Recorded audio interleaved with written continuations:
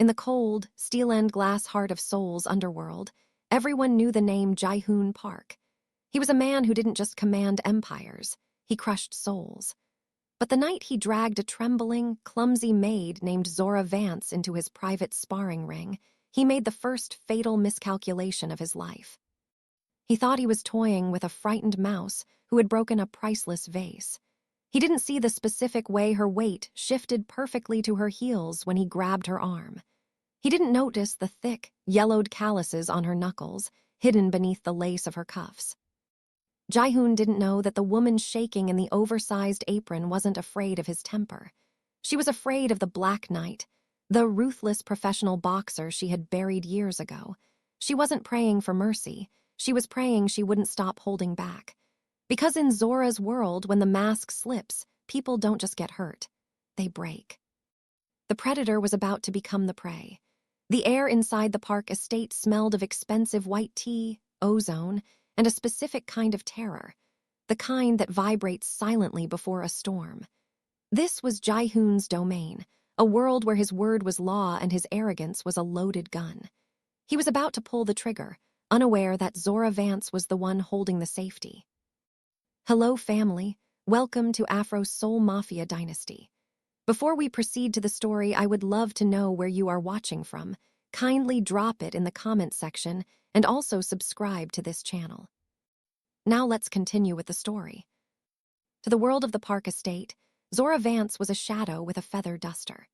She moved through the vast, minimalist halls of Ji-Hoon's penthouse like a ghost, her presence marked only by the absence of dust and the faint scent of lemon polish. To Ji-Hoon, she was less than a person. She was a glitch in his perfect environment, a girl whose only notable trait was an infuriating tendency to stumble or drop a silver spoon when he looked her way. She played the part with agonizing precision. The downcast eyes, the oversized uniform that swallowed her 5'9" athletic frame, and the thick glasses that blurred her sharp, predatory gaze into something soft and helpless. But when the clock struck midnight and the sprawling mansion settled into a cold, silent hush, the clumsy Zora vanished. In the cramped, windowless confines of her servants' quarters, she shed the frumpy apron and the heavy glasses, revealing eyes that burned with a quiet, dangerous fire. Here, the air didn't smell like expensive tea. It smelled of sweat and old leather. She would wrap her hands in frayed cloth, the ritual as sacred as a prayer. Then she began to move. Gone was the awkward shuffle. In its place was a lethal, rhythmic dance. Zora's feet, bare on the cold floor, clicked with the precision of a metronome. Snap, pivot, roll. Her fists cut through the air with a sound like whip cracks, sharp, whistling vents of air that spoke of 15 years in the professional rings. Shadowboxing was her only remaining tether to the woman she used to be. The Black Knight, the undefeated champion who had disappeared after refusing to take a dive for the very syndicate Ji-Hoon now did business with. In the dark, she wasn't a maid. She was a weapon being kept in cold storage. She would imagine the faces of the men who had hunted her, her muscles coiling and snapping with explosive power. Every punch was a controlled burst of rage. Every slip was a reminder of how she had survived. She would push herself until her lungs burned and her skin glistened, her heart rate elevated to a steady, combat-ready rhythm. But as soon as she heard the distant chime of the elevator or the heavy footfalls of a guard, she would instantly collapse back into herself. The fire in her eyes would extinguish, the rigid posture would slump, and the Black Knight would retreat behind the mask of the invisible maid. She was a predator hiding in plain sight, waiting for a day she hoped would never come, the day she would have to stop holding back. The tension in the Park estate reached a breaking point on a Tuesday evening, fueled by Ji-Hoon's souring mood and a glass of vintage scotch that had been filled an inch too low. When Zora reached to clear the crystal decanter, her calculated clumsiness finally betrayed her. A priceless Joseon-era porcelain vase, positioned on a pedestal near the edge of the table, clipped her elbow. It shattered against the marble floor with a sound like a gunshot. The silence that followed was suffocating. Ji-Hoon didn't scream. He simply set his glass down, his dark eyes tracking the shards with a terrifying, calm focus. He stood, his 63 frame casting a shadow that seemed to swallow the room. Zora dropped to her knees, her heart hammering, not with fear of him, but with the adrenaline of a cornered fighter trying to stay submerged. $15,000, Zora, Ji-Hoon whispered, his voice smooth and cold as ice. That is more than you will earn in 3 years of scrubbing my floors. He reached down, grabbing her chin and forcing her to look into his espresso-colored eyes. He saw the trembling in her hands and felt a surge of sadistic boredom. I don't want your money. I want entertainment. He dragged her toward the West Wing, his grip like iron on her bicep. They entered his private training sanctuary, a high-tech cavern of black mats and a raised, professional-grade ring. His inner circle of guards stood by the walls, their faces masks of indifference as their boss threw the helpless Maid toward the center of the ring. 3 minutes, Ji-Hoon announced, shedding his vicuña wool jacket to reveal a silk shirt that strained against his muscled chest. Last 3 minutes in this ring with me, and the debt is settled. Fail, and you'll be working for me for the rest of your life, for free. The guards chuckled. Zora stood in the center of the canvas, her oversized white shirt billowing and her black apron tied tightly around her waist.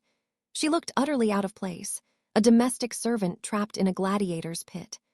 Ji-Hoon stepped over the ropes, mocking her with a wide, predatory grin as he began to wrap his hands. Don't worry, little mouse, he laughed, his voice echoing off the gym walls. I'll try not to ruin that pretty face before the first minute is up. Zora adjusted her thick glasses, her head bowed to hide the sudden, sharp shift in her gaze. Beneath the frumpy fabric of her uniform, her muscles began to coil. She took a breath, a deep, rhythmic pull of air that centered her soul. Ji-Hoon saw a girl paralyzed by terror.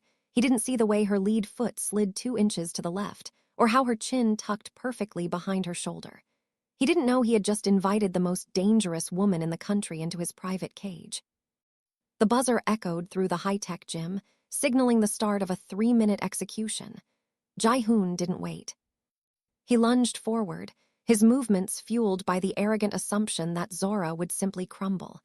He threw a heavy, swinging right hook intended to end the game, instantly. Zora didn't run. She retreated into the only fortress she had left, the shell. Her elbows tucked tight against her ribs, her forearms rose to guard her temples, and her chin disappeared behind the wall of her hummocked shoulders. The impact of Ji-Hoon's fist against her guard was a dull, meaty thud. To the guards watching, she looked like a cornered animal cowering under a storm. To Zora, it was Data. He's heavy on his lead foot, she noted, her breathing coming in slow, rhythmic pulses that defied the chaos. He overcommits to the power shot. He leaves his left side open for 3 inches every time he breathes. Ji-Hoon grew frustrated as the first minute ticked away. He unleashed a barrage of strikes, jabs, crosses, and punishing body blows that rained down on Zora's frame. Every hit moved her, forcing her back toward the ropes, but none of them landed clean. Behind the clumsy facade of her oversized shirt, Zora was rolling with the punches, absorbing the kinetic energy through her legs and dissipating it into the canvas. She was a master of the peekaboo style, watching him through the narrow gap between her gloves. Fight back, you useless brat, Ji-Hoon roared, his composure beginning to fray. He hated the way she wouldn't fall. He stepped in closer, abandoning his defense to deliver a crushing uppercut. This was the moment. Zora saw the opening, a gaping hole in his guard that screamed for a short, sharp counterhook to the liver that would drop him in his tracks. Her muscles coiled like a pressurized spring, her weight shifted to her back foot, ready to explode. The Black Knight screamed to be let out. But she caught herself. If she dropped the head of the Park Syndicate now, she wouldn't just be a maid who got lucky. She would be a target for every hitman in Seoul. She forced her body to go limp, letting the force of his next shove send her sprawling into the ropes. She made sure her glasses slipped down her nose, looking up at him with wide, feigned terror. 2 minutes down, Ji-Hoon, one of the guards called out. Ji-Hoon stood over her, chest heaving, a vein throbbing in his temple. He was sweating, his expensive silk shirt soaked through, while the girl on the floor looked disheveled but untouched where it mattered. He felt a flicker of something he hadn't felt in years, doubt. He raised his fist for a final, humiliating blow, unaware that the only reason he was still standing was because the woman at his feet was choosing to let him. The 3-minute buzzer was seconds away from screaming when the world outside the ring turned to chaos. A muffled explosion rocked the foundation of the estate, followed immediately by the sharp, rhythmic staccato of suppressed gunfire. The gyms overhead, lights flickered and died, replaced instantly by the rhythmic, pulsing crimson of the emergency alarm. Ji-Hoon froze, his fist still cocked for a final strike. "The Iron Lotus," he hissed, the arrogance in his face curdling into raw panic as he realized his inner circle had already been silenced. 4 shadows clad in tactical gear breached the gym's reinforced glass doors, their weapons raised with professional indifference. They weren't there to talk, they were there to erase the park lineage.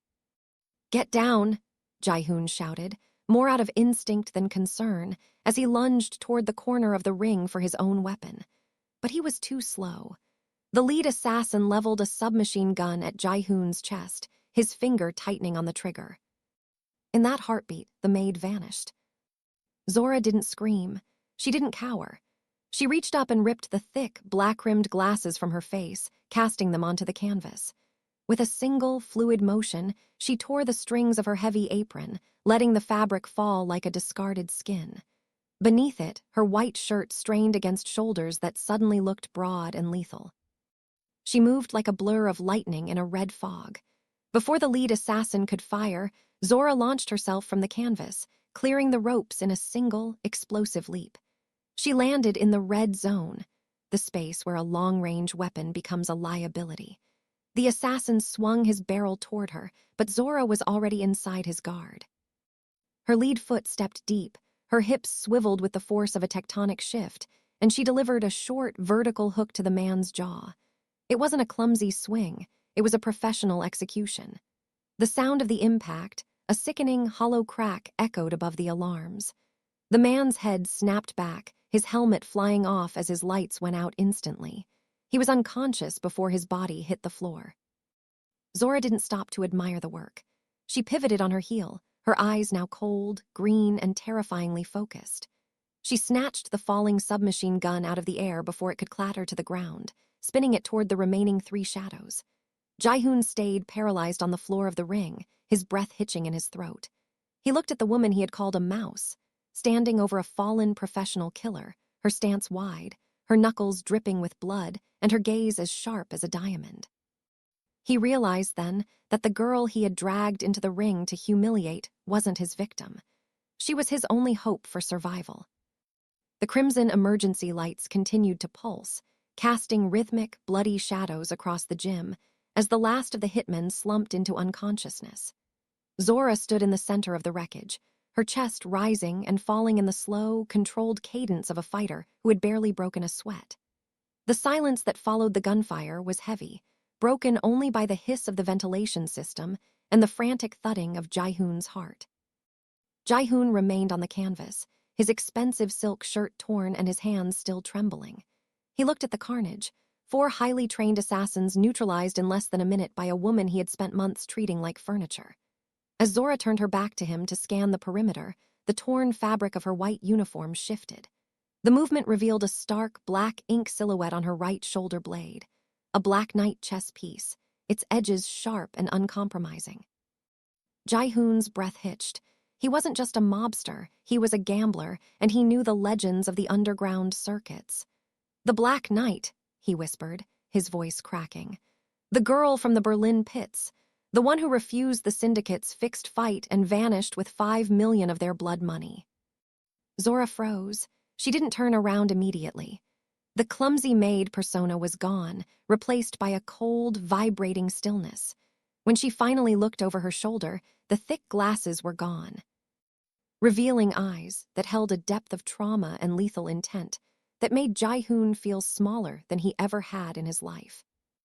"I didn't take their money, Mr. Park," she said, her voice devoid of its usual stutter, sounding like velvet wrapped around a blade. "I just took their pride, and now, thanks to your little challenge, they've found me." Ji-Hoon looked from the tattoo to the bloody knuckles of the woman who had just saved his life. The realization hit him like a physical blow to the gut. He hadn't been employing a maid. He had been harboring a ghost, a world-class professional killer's equal who had been hiding in plain sight. His arrogance, the very thing that had defined his reign, felt suddenly hollow and pathetic. He had tried to break a woman who had already been forged in fires he couldn't imagine. "They aren't finished," Zora stated, her gaze shifting to the security monitors now flickering back to life. "This was just the scouting party. Your inner circle is dead or turned, Ji-Hoon. If you stay here, you're a corpse in a very expensive suit." She reached down, not to help him up as a servant, but extending a hand as an ultimatum. For the first time in his life, Ji-Hoon Park didn't command.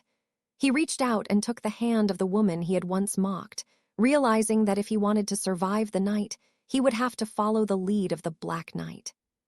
The descent from the heights of the park estate to the jagged edges of the city's underbelly was a blur of rain-slicked asphalt and screeching tires. Ji-Hoon sat in the passenger seat of a stolen, nondescript sedan, his hands clenched so tightly his knuckles mirrored the ivory of the Joseon vase he had lost. Beside him, Zora drove with a terrifying, calm focus, her eyes scanning the rearview mirror not with the panic of the hunted, but with the calculated precision of a tactician. She had ditched the maid's shirt for a dark hoodie, the transition into the Black Knight, now complete and irreversible. They abandoned the car in a flooded alleyway and moved on foot through a district the city's neon lights seemed to have forgotten. The air here didn't smell of white tea. It was a heavy cocktail of damp concrete, exhaust, and stale grease. Ji-Hoon, in his ruined silk shirt and handmade Italian shoes, looked like a fallen god cast into a labyrinth of rust. Every shadow seemed to hold a blade, and for the first time in his life his name carried no weight. Here, he wasn't a king. He was a liability. "Keep your head down and your mouth shut," Zora commanded, her voice cutting through the drizzle. She led him to a heavy steel door tucked behind a row of overflowing industrial bins. She punched a code into a battered keypad and shoved the door open. The interior of Gully's gym was a cathedral of grit. The ceiling was low, the fluorescent lights flickering with a dying hum, and the air was thick with the scent of old sweat, liniment, and the rhythmic, hollow thud-thud-thud of a heavy bag being punished in the corner. This was Zora's sanctuary, a place where social status was stripped away by the first drop of blood. Ji-Hoon looked around at the peeling posters of forgotten champions and the stained canvas of the single, central ring. It was a world of raw utility, far removed from the sterile luxury of his penthouse. A few hardened men with scarred faces looked up from their training, their eyes lingering on Ji-Hoon's expensive silhouette with predatory curiosity, only to soften when they saw Zora. "You're hiding a mafia boss in a boxing gym," Ji-Hoon hissed, his pride stinging even in the face of death. Zora turned to him, the flickering light catching the hard line of her jaw. "I'm hiding a man who doesn't know how to survive without a gun or a checkbook," she retorted. She tossed him a pair of worn leather gloves that smelled of 1,000 fights. "The Iron Lotus owns the streets, Ji-Hoon, but they don't own this gym. If you want to live to see your empire again, you're going to have to learn how to exist in the dirt."